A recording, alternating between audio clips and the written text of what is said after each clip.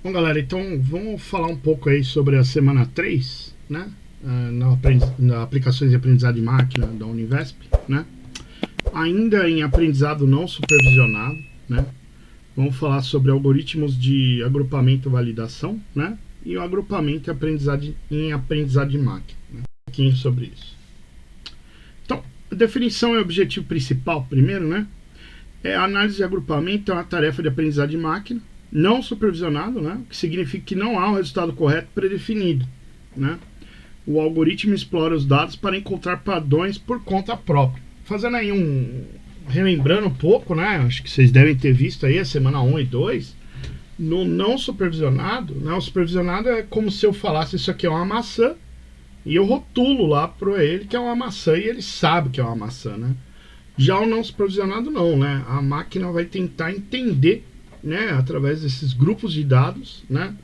Ela vai agrupar e vai falar, bom, eu acho que isso aqui é uma maçã, né? Então, o objetivo fundamental, né, é identificar estruturas inerentes em um conjunto de dados, agrupando objetos similares em classes ou clusters. Lembra que eu falei aí, né, sobre o cluster, né, que eles vão se moldando, né? Os objetos do mesmo cluster devem ser mais parecidos entre si do que com outros objetos de outros clusters. Então ele vai tentar pegar ali a definição de uma maçã, né? A maçã é vermelha? Pode ser verde também, tem uma maçã verde e vermelha, né? Mas vamos pegar nessa linha, né, de maçã vermelha, ele vai falar, bom, se ela é vermelha, ela tem um formato redondo, aquele cabinho, né? Só que ela é um pouco diferente do morango, né? O morango já tem aquelas sementinhas, né, que você vê, né, na fruta. Então ele vai ver que o morango é vermelho, mas ele tem um formato diferente de uma maçã, né? O morango ele tem aquela pintinha preta, né, no corpo dele, enquanto que a maçã não, né? A maçã ela é vermelha, normalmente com algumas cores esverdeadas na casca dela, né? Qual que é a textura da casca, a textura diferenciada do morango, né? O cabo da maçã é diferente do cabo do morango, o formato do morango, né? Ele é diferente do da maçã, então é assim mais ou menos que a máquina vai tentando entender, né? Fala, bom, esse dado aqui parece com uma maçã, né? E vai tentar responder de acordo com isso.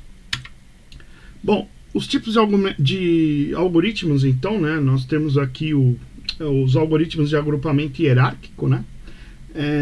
Que criam uma sequência alinhada de partições, resultando em uma estrutura de árvore, né?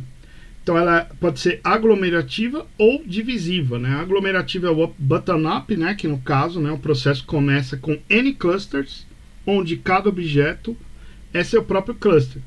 Em cada passo, os dois clusters mais próximos são fundidos até que todos os objetos estejam em um único cluster, né? E pode ser divisível. Divisível é o que? O processo inverso. Começa com um cluster contendo todos os objetos. E em cada passo ele vai sendo dividido em dois até que se forme seu próprio cluster, né? A saída é uma estrutura de árvore, né? Em árvore, né? Chamada dendrograma, né? Que visualiza a hierarquia dos agrupamentos. Então, a gente tem esses dois tipos aqui, né? De agrupamento nos algoritmos hierárquicos, né? Então, só lembrando que aglomerativo, então eu começo com cluster, né? Onde cada objeto é seu próprio cluster e cada passo, né, você vai ter clusters unidos. Eu vou juntando clusters, né, até que todos estejam em um único. Já a divisível é ao contrário, né, que é o que a gente vai ver aqui no modelo de árvore. Então, quais são os componentes do dendrograma, né? Então ele tem folhas, né, que vão representar os objetos individuais, os nós, que é a união dos clusters, e a altura dos ramos, né, que é proporcional à distância ou de similaridade entre os clusters que foram unidos. Ramos mais altos indicam que a fusão ocorreu entre clusters mais distantes, né? Então, um corte horizontal no dendrograma define uma partição específica. A quantidade de linhas verticais que a linha de corte cruza determina o número de clusters naquela partição. A gente vai entender vendo a figura aqui no próximo slide, que eu acabei pegando aqui do professor mesmo, para a gente tentar entender. Aqui o que eu entendi, né? Eu acho que é mais ou menos igual aquela parte que a gente viu um pouco de árvore, né? Não lembro qual disciplina agora, mas a gente viu lá que vinha, né, fazendo árvores, né, que até tinha aquele algoritmo de pesquisa, né? Então, aqui um pouquinho diferente daquele modelo em árvores, né? A gente vai colocar aqui, ó, então, um exemplo, né, de cidades paulistas, né? Com Brasília, né, ocorreria altura maior do que a união entre cidades próximas, como Campinas e Montemor. Então, você vê que Brasília está longe, né, em quilometragem. Campinas e Montemor estão mais próximas, né? E Londrina um pouquinho mais longe desses caras, mas Brasília é a mais longe possível, né? Então, se eu montasse isso aqui num dendrograma, né, eu colocaria o Montemor e Campinas aqui próximo, né, onde esses caras seriam as folhas, né, que eles falam, são os últimos, né, pontos que eu tenho, né. Aí eu faria aqui uma distância, né, até Londrina, a distância é maior do que entre Montemor e Campinas, né, Londrina fica mais longe, né. E aí eu faria uma distância maior ainda para Brasília, né, onde Brasília ficaria bem mais longe que Montemor e Campinas. Esses cortes horizontais que ele falou justamente aqui são as partições, né? Primeira partição, segunda partição, terceira partição, onde tem essas linhas pontilhadas aqui, né? Que é o que a gente pode criar, né, entre cidades próximas e mais longas, né, dentro desse algoritmo aqui, tá? Só para a gente entender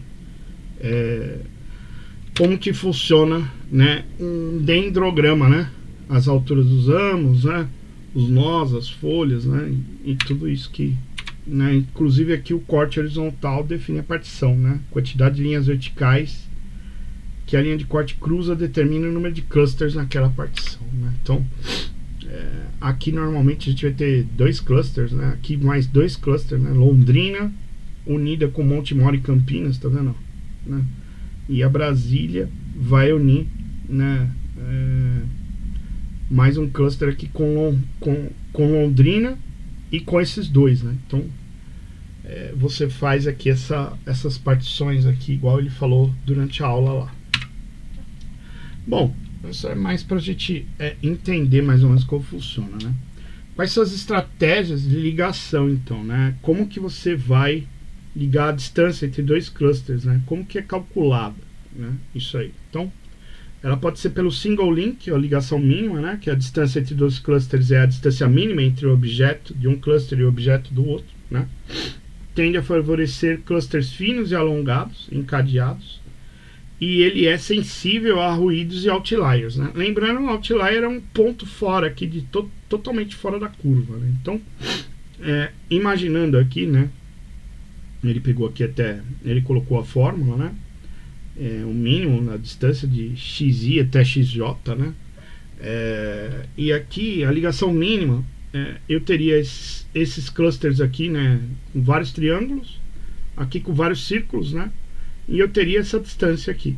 Simplesmente essa distância seria meu single link, né? A ligação mínima.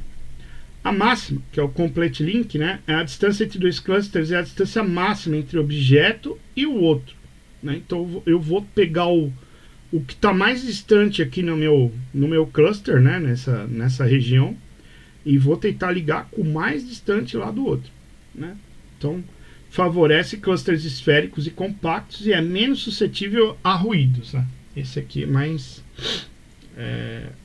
ele não pega tantos outliers, né? Que eles chamam, né?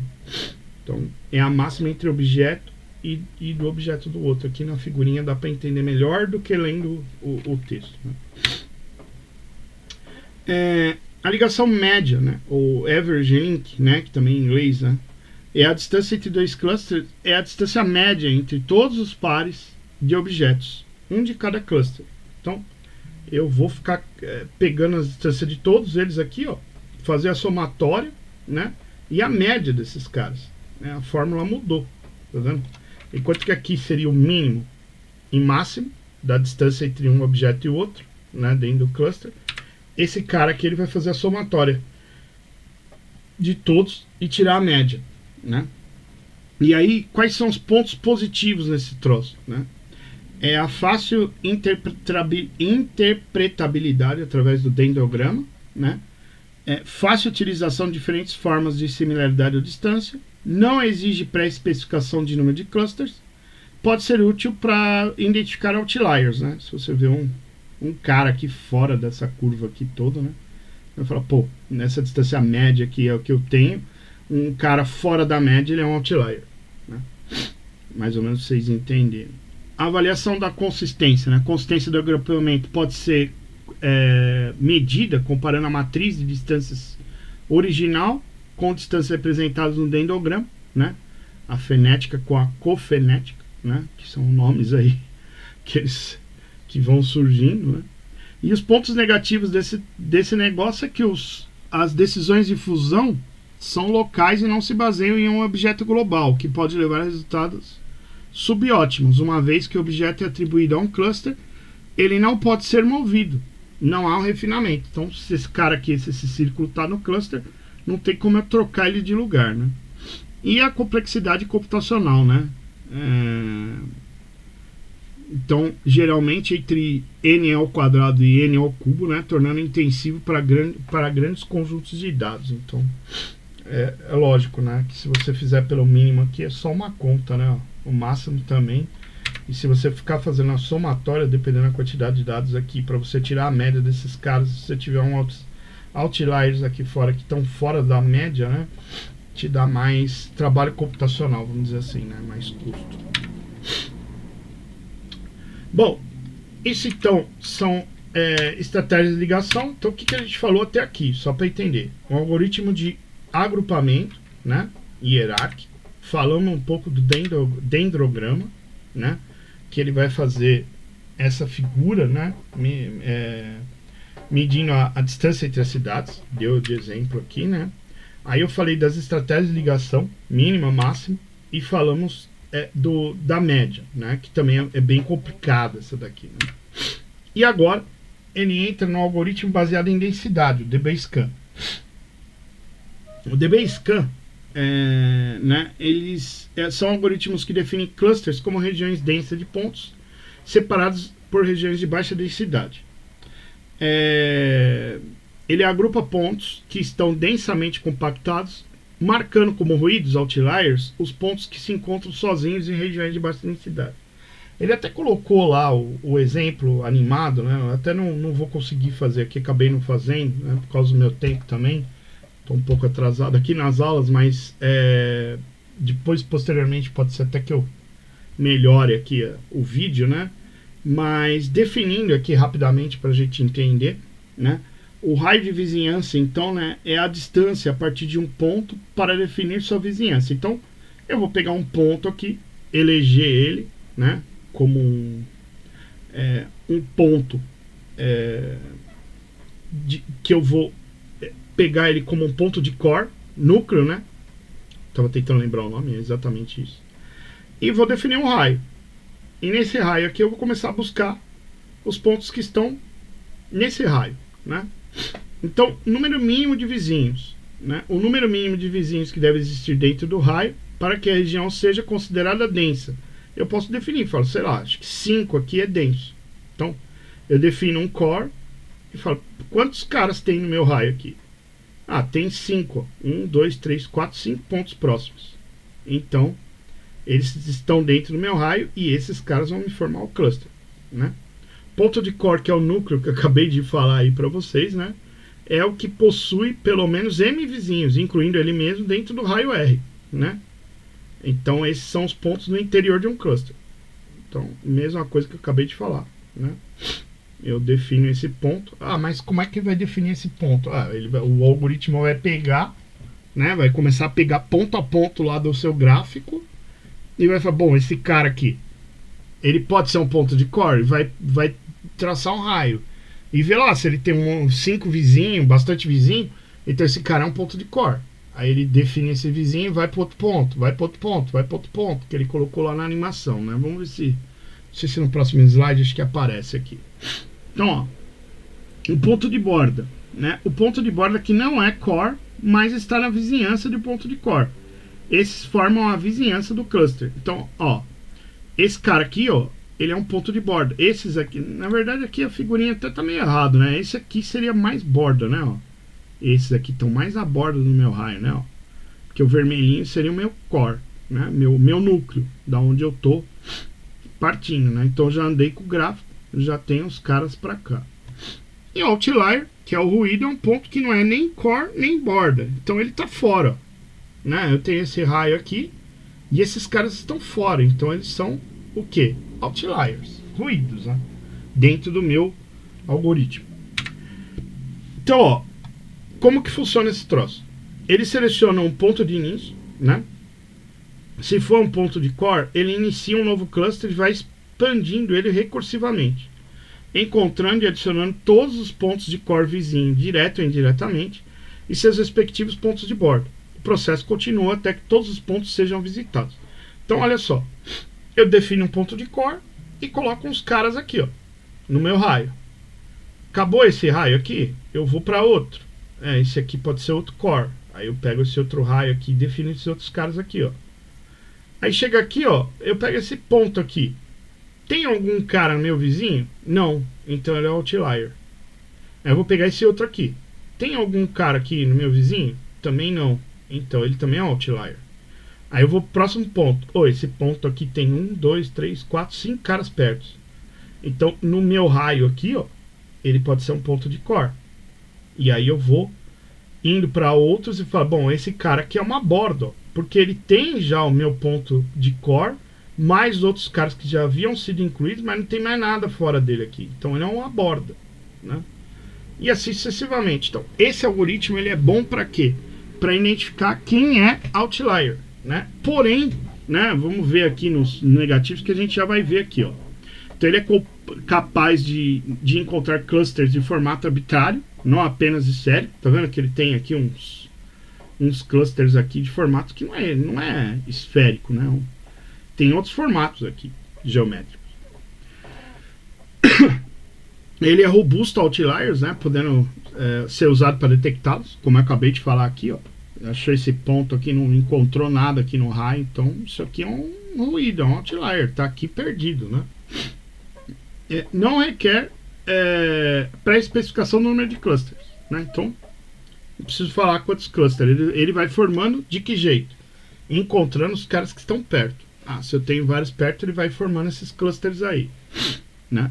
Quais são os negativos? Definição de hiperparâmetros, RM, pode ser difícil, impacta significativamente o resultado, porque eu preciso colocar aqui, ó, quantos caras eu preciso encontrar para definir um cluster. Esse M5, ó, tá vendo? Então eu preciso colocar 5 caras ao redor aqui para falar que isso aqui é um cluster, né? Isso, eu poderia pôr 4? Poderia pôr 6? Poderia. Então ele vai tentar aumentar o raio, tem que pôr um raio também, né? O M seria o número de caras e o R é o raio. Lembrando que esse raio aqui, que é o que eu defino, né? Esse raio aqui, eu posso definir um círculo maior ou menor aqui, de raio, né? Para pegar. Se o R for muito elevado, o algoritmo tende a considerar a maioria dos objetos como pontos de core, formando poucos clusters. Lógico, né? Se aumentar esse raio aqui, ó, que é desse vermelhinho, ele vai pegar esse outlier aqui e vai transformar em cluster, porque o meu raio é maior. E aí, dependendo se eu aumentar muito o raio, tudo isso aqui vira um cluster, né? E aí você tem menores clusters. Você tendo menores clusters, você tem mais erros, né? Porque, voltando na história da maçã e do morango, se esses caras é definido como maçã e esses outros morangos, se eu definir maior aqui, ele pode entender que meu morango vira maçã, mais ou menos isso, né? E aí fica meio complicado, né, dele entender isso.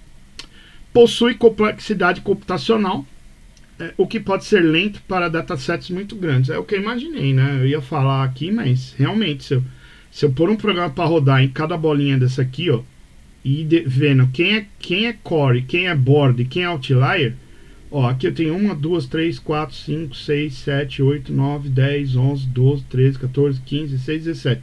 Imagina um sistema rodando com, sei lá, 17 milhões desses negócios aqui. Vai ficar lerdo, né? Então,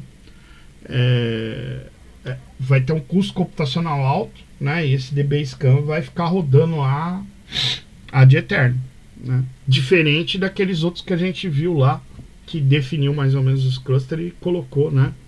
Quem é o mínimo, quem é o máximo, fez a conta e acabou, ponto, acabou. Esse aqui não, ele vai ter que ficar vendo o raio, você tem que definir um raio, tem que definir quantos caras ao redor desse raio tem que ter, né? E eu creio que quanto menor o raio, né, melhor a sua... menor esse M, né? Melhor será o seu resultado aqui nesse caso. Você identificar outlier, né? Falar, pô, esses caras aqui são pontos fora da média, né? Coisa que a gente já falou em vídeos passados aí. Pode ter erro de digitação.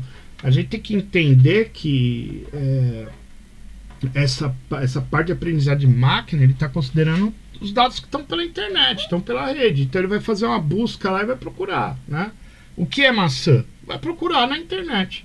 Aí vai ver lá, maçã, sei lá, ela é vermelha, ela tem o cabo assim, ela pode ter na casca umas partes verdes, não sei, né, meio esverdeada. Tem maçã que é totalmente verde, que é no caso a maçã verde. Então ele vai ter que caçar isso e vai ter que formar características parecidas aqui com todas essas informações, né? Agora, será que não tem nenhum cara que digitou que maçã é parecido com uva? Sei lá, pode ter errado. E esse troço aqui é um outlier. Então aqui, né, fazendo um exemplo, né, viraria um outlier. Falar, sei lá, a maçã, ela tem cor roxa. Pronto, o cara errou, né? Isso é um outlier. Então no algoritmo, na hora que ele rodar, vai falar, pô, isso aqui não é maçã, meu, né? Digitou errado. Ou não digitou a cor, sei lá, né? Isso um exemplo bem básico. Bom, e as validações então dos modelos, né, descritivos, né? Quais são os propósitos, né, dessa validação, né? Como o agrupamento é uma tarefa não supervisionada, né, não existe um gabarito para avaliar o resultado. Óbvio, né? Porque você está fazendo lá, não vai ter um gabarito, né? Não tem falar, ó, isso aqui é uma maçã, né? Eu não apresentei nada, né? Então a validação é, portanto, um processo essencial para quantificar a qualidade, consistência e adequação dos agrupamentos formados, garantindo que a estrutura encontrada não seja meramente um produto do acaso, né? Quais são os critérios, então, de validação, né? São classificados com base na fonte da informação, interna ou externa, ou na sua aplicação, né? Um critério relativo, né? Um critério relativo tipicamente utiliza um índice interno ou externo para comparar múltiplos resultados de agrupamentos, né, para diferentes números de clusters. Então, como que funciona esse negócio aí? Os caras fizeram mais fórmulas matemáticas para eu chegar à conclusão se aquilo é bom ou ruim, né? Uma vez que eu não tenho um gabarito. Então, será que está certo ou está errado? Então, o primeiro modelo aí descritivo, né, de validação é a variância intracluster, né, que vai medir a compactação dos clusters, ou seja, quantos próximos os pontos estão, né, do centroide ou do seu próprio cluster, né, e os valores menores são os melhores, né, e é óbvio, né, se eu tiver esses caras aqui, vários caras agrupados aqui perto, eles vão ser melhores, né, do que se eu tiver outliers, ó. Se eu pegar um cara distante aqui, ó, esse aqui, por exemplo, tá longe, e montar um cluster aqui, esse troço tá meio errado, né? Como eu dei exemplo da uva agora há pouco. Bom, e aí como que você vai fazer esse negócio? Vai pegar o número de pontos total aqui, né? Vai somar todos os clusters da partição, vai fazer somatório de todos os elementos de dentro do cluster, porque lembrando que eu vou somar todos esses clusters aqui, ó, todos esses caras, e mais os pontinhos que estão lá dentro, né? Vou multiplicar um pelo outro, pelo que eu estou vendo aqui, né? Fazer a somatória e a distância de cada ponto em relação ao centroide do seu cluster. Normalmente é utilizada a distância euclidiana. Lembrando que distância euclidiana é aquela reta, né? Tinha várias distâncias que ele definiu lá para trás. Depois vocês, qualquer coisa, volta o vídeo aí que tem a definição lá da euclidiana, que é uma reta, né? E não tinha vários tipos de distância, né? E aí eu faço de acordo com a média aqui elevada a k, né? Então isso aqui tudo é fórmula matemática. Não vi eles cobrando isso nas primeiras avaliativas, né? Agora nas avaliativas dos modelos preditivos ele começa, né, que já é supervisionado, aí ele começa a cobrar, né?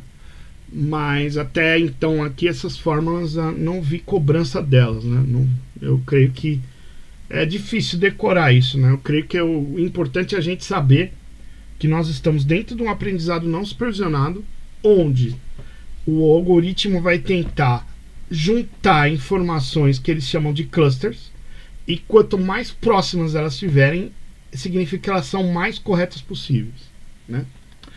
O índice DAN, então, vai calcular a razão entre a menor distância, né, entre clusters, separação, e a maior distância dentro do cluster, né? Os valores maiores indicam o cluster mais compactos, bem separados. Então aqui ele vai calcular de acordo com essa fórmula, né? De acordo com a razão, né? E a divisão de um pelo outro, né? Menor distância e maior distância dentro de um cluster.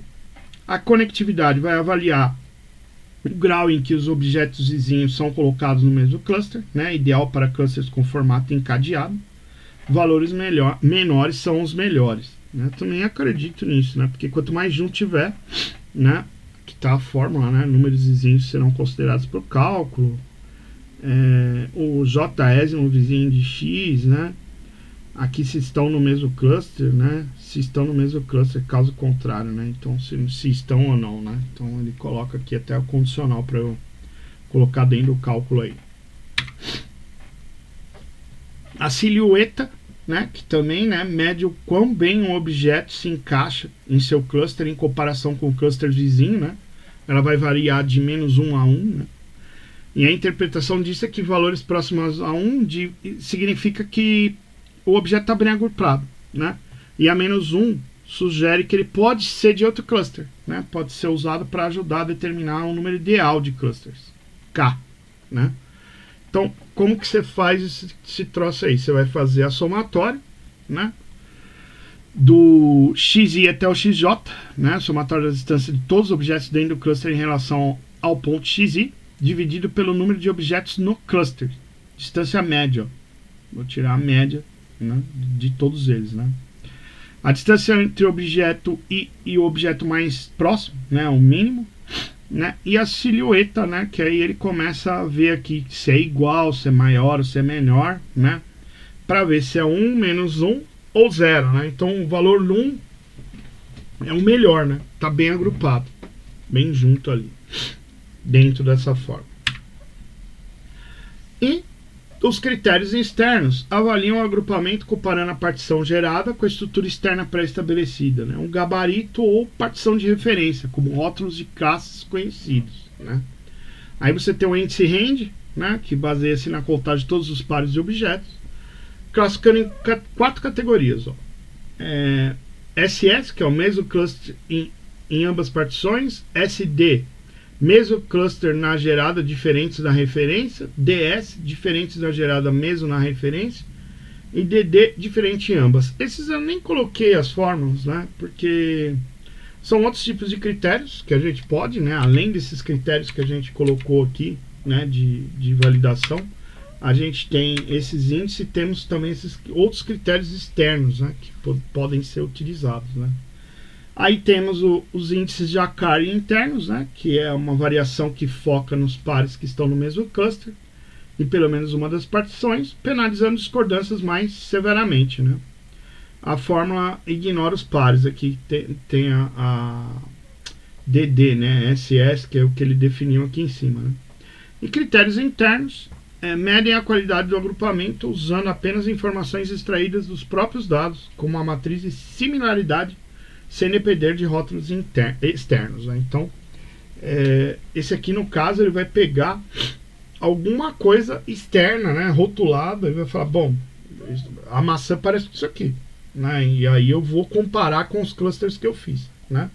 Já o interno não, né, ele vai ver pela similaridade, o que eu encontrei parecido aqui, né, e não vai depender de nada externo, né. Bom, os exemplos de aplicação então, né, a correlação cofenética, né, é usada em algoritmos hierárquicos, mede a consistência entre matriz e distância original dos objetos e a matriz representada no dendrograma, né. Valores altos indicam bom agrupamento. E o método do joelho, né, que frequentemente usado com K-médias, analisa o erro quadrático ou variância intracluster à medida que o número de clusters aumenta, né? O joelho na curva indica o ponto onde adicionar mais clusters. Não melhora significativamente a compactação. Bom, galera, eu acho que era isso. Na parte de aprendizado não supervisionado, tivemos 3 semanas aí. Um pouquinho complexo, né? Mas a ideia principal é essa, de eu tentar verificar o que é mais próximo um do outro, o que é mais parecido, e falar, bom, isso aqui é uma maçã, né? Quais são os problemas que a gente enfrenta? Os outliers, né, que podem ter erros de dados na internet, e aí é lógico que, né, você tem que partir às vezes para um rótulo igual ele colocou aqui, né? Pegar um rótulo e tentar comparar externo, né? Ou se eu não conseguir um rótulo externo, pegar um próprio interno e falar, bom, isso aqui para mim é uma maçã, é similar, né? E chegar a uma conclusão, né? E nesse ponto aqui, o que a gente tem? Algoritmos rodando sem ter nenhum rótulo. A partir da próxima semana, né, da semana 4, a gente vai começar a falar de aprendizado supervisionado, né? E aí o negócio muda um pouco, né? Então até aqui é não supervisionado. Aguardo vocês no próximo e espero ter ajudado. Valeu!